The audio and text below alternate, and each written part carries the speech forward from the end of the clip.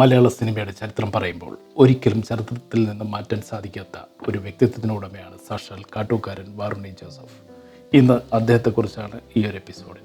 കേരളത്തിലെ ആദ്യത്തെ ചലച്ചിത്ര കമ്പനിയായ റോയൽ എക്സിബിറ്റേഴ്സ് സ്ഥാപകനും കേരള ചലച്ചിത്ര പ്രദർശന വ്യവസായത്തിൻ്റെ പിതാവുമായ കാട്ടൂക്കാരൻ വാറുണ്ണി ജോസഫ് 1871 നവംബർ 26 തൃശ്ശൂർ ജില്ലയിലെ ഒല്ലൂരിലാണ് എലവത്തിങ്കൽ വീട്ടിൽ അദ്ദേഹം ജനിച്ചു. മലയാളത്തിലെ ആദ്യത്തെ ശബ്ദചിത്രമായ ബാലൻ പുറത്തുവരുന്നതിന് 3 വർഷങ്ങൾക്ക് മുൻപ് 1925 മെയ് 26 അദ്ദേഹം മരണപ്പെടുകയും ചെയ്തു.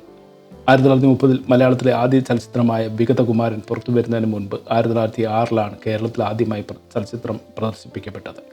1895 ഡിസംബർ 28 ലോകത്തിലെ ആദ്യത്തെ ചലച്ചിത്ര പ്രദർശനം പാരീസിലെ ഗ്രാൻഡ് കഫേയിലെ നിലവറയിൽ ലൂമിയോ സഹോദരന്മാർ ചേർന്നാണ് നടത്തിയത്. സെക്കൻഡുകൾ മാത്രം ദൈർഘ്യമുള്ള 10 വീഡിയോകളാണ് അന്ന് പ്രദർശിപ്പിച്ചത്. ഫാക്ടറി വിട്ട് പുറത്തു വരുന്ന തൊഴിലാളികൾ, സ്റ്റേഷനിൽ വന്ന് നിൽക്കുന്ന തീവണ്ടി, കുതിര ഓടുന്നത്, പൂ വിരിയുന്നത്. ഈ പ്രദർശനത്തിന് 6 മാസങ്ങൾക്ക് ശേഷമാണ് ഇന്ത്യയിലും ഇവർ ഇത്തരത്തിലുള്ള ചലച്ചിത്ര പ്രദർശനം ബോംബെയിലെ വാട്സൺ ഹോട്ടലിൽ നടത്തി. ലൂമിയർ സഹോദരന്മാർ ഇന്ത്യയിലെ പ്രദർശനത്തെ തുടർന്ന് ഇന്ത്യക്കാരായ നിരവധി പ്രദർശകർ ഈ രംഗത്ത് സജീവമാവുകയും പോൾ വിൻസെൻ്റ് എന്ന തിരുച്ചിറപ്പള്ളിയിലെ ഒരു റെയിൽവേ ഉദ്യോഗസ്ഥനായിരുന്നു. ഇദ്ദേഹമാണ് ദക്ഷിണ ഇന്ത്യയിലെ ആദ്യത്തെ ചലച്ചിത്ര പ്രദർശകൻ. ഫ്രഞ്ചുകാരനായ ഒരു ചലച്ചിത്ര പ്രദർശകനിൽ നിന്നും വാങ്ങിയ എഡിസൺ ബയോസ്കോപ്പ് എന്ന സിനിമാറ്റോഗ്രാഫ് ഉപകരണങ്ങൾ കൊണ്ടാണ് വിൻസെൻ്റ് പ്രദർശനം തുടങ്ങിയത്.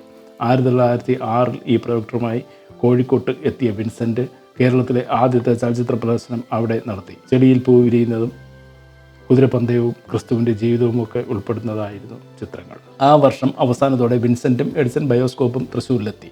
ഈ ചലച്ചിത്ര പ്രദർശനങ്ങളിൽ ആകൃഷ്ടനായ തൃശ്ശൂരിലെ വാറുണ്ണി ജോസഫ് വിൻസെൻറ്റിൽ നിന്നും ബയോസ്കോപ്പും ഫിലിമുകളും സ്വന്തമാക്കി. വാറുണ്ണിയിലെത്തിയ എഡിസൺ ബയോസ്കോപ്പ് പിന്നീട് ജോസ് ബയോസ്കോപ്പ് എന്നും അറിയപ്പെട്ടു.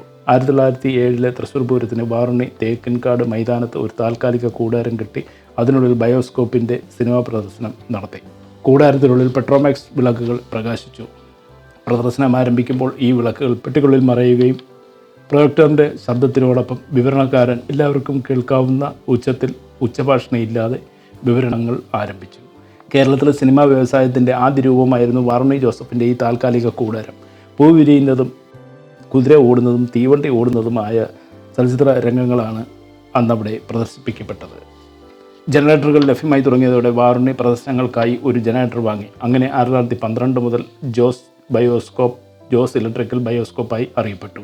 ഒരിക്കൽ മംഗലാപുരത്ത് വെച്ചുണ്ടായ ഒരു പായ്ക്കപ്പൽ ദുരന്തത്തിൽ വാറുണ്ണിയുടെ ബയോസ്കോപ്പും ഫിലിമുകളും കടലിൽ മുങ്ങിപ്പോയി. ഇതിനെ തുടർന്ന് മറ്റ് 2 പാർട്ട്നേഴ്സിനെ കൂടി ചേർത്ത് റോയൽ എക്സിബിറ്റേഴ്സ് എന്ന പുതിയൊരു പ്രദർശന സംരംഭം വാറുണ്ണി ആരംഭിച്ചു. അങ്ങനെ റോയൽ എക്സിബിറ്റേഴ്സ് മലയാളത്തിലെ ആദ്യത്തെ ചലച്ചിത്ര പ്രദർശന കമ്പനിയായി.